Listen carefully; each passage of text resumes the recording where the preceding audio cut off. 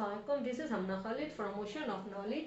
Today we will discuss what is relative pronoun. First, there is a need to discuss the introduction of relative pronoun. Relative pronoun is a word that introduces dependent clause and connect it with independent clause.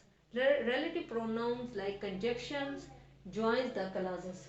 Now look at the relative pronouns. What are relative pronouns? Which, those, whose, whoever, whomever, who, and whom. And the words what, when, and where can also function as relative pronouns. Now look at the examples. I met Ali who has just returned. In it, who is relative pronoun. I have found the pen which I had lost. In it, which is relative pronoun. Here is the book that you let me in, is that is relative pronoun. Okay, now we move toward the uses of relative pronoun.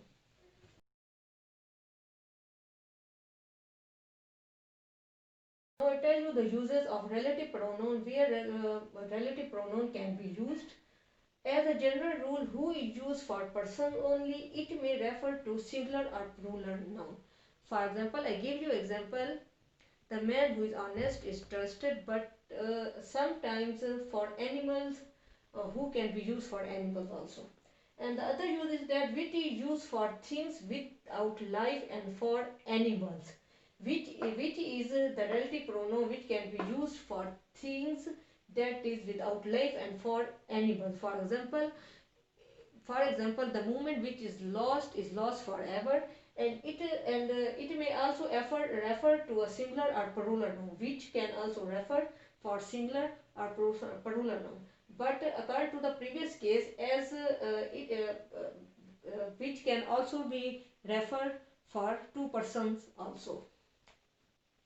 Another use is that is used for persons and things. For example, he is the boy that I told you of. It may also refer singular or plural number. And other example is that may also be used as an adverbial acoustic. That can be used in place of on which, at which, and in which. For example, I remember the day that he came. That can also be used in preference to who or which. That can be used after adjective, but in superlative clause. For example, he is the most eloquent speaker that I ever heard. What refers to the things only. For example, what is done cannot be undone. And in olden English, as and but were used as relative pronouns. The example of as is, he is such a man as I honor. But they were used in olden English, not in now English. And but were used after negative. But were used after negative. For example, there is none but will agree with me. It was used after negative. In this example, the meaning of but is who.